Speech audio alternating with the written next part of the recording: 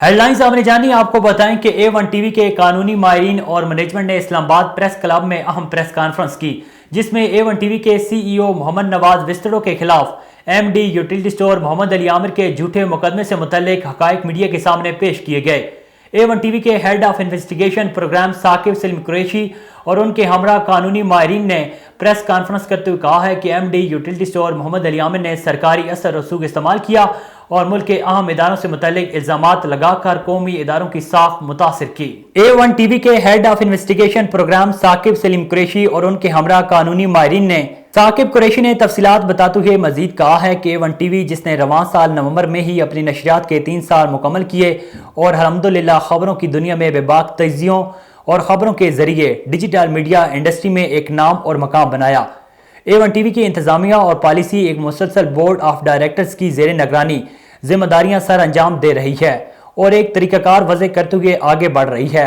گزشتہ دنوں A1 T V کے CEO محمد نواز وسٹرو کے خلاف یوٹیلٹی سٹور کارپوریشن کے موجودہ منیجنگ ڈائریکٹر محمد علی عامر نے ایک کرپٹ مافیا کے ساتھ مل کر منصوبہ بندی کی اور دفتر سے گھر جاتے ہوئے جمعرات کی رات تقریباً 11:55 پر اپنے اعلی کاروں کے ساتھ اغوا کروایا اور بعد ازاں 18 گھنٹے نامعلوم مقام پر رکھنے کے بعد بوگس، جھوٹا اور بے بنیاد مقدمہ درج کرا کر انہیں پابند سلاسل کروایا گیا۔ پولیس نے MD کے کہنے پر کیوں اتنی اجرت میں مقدمہ درج کر کے حساس ادارے کی تصدیق کی؟ پولیس نے اتنی اجرت میں خبر بنا کر بغیر انویسٹیگیشن کیے حساس ادارے کا نام استعمال کرتے ہوئے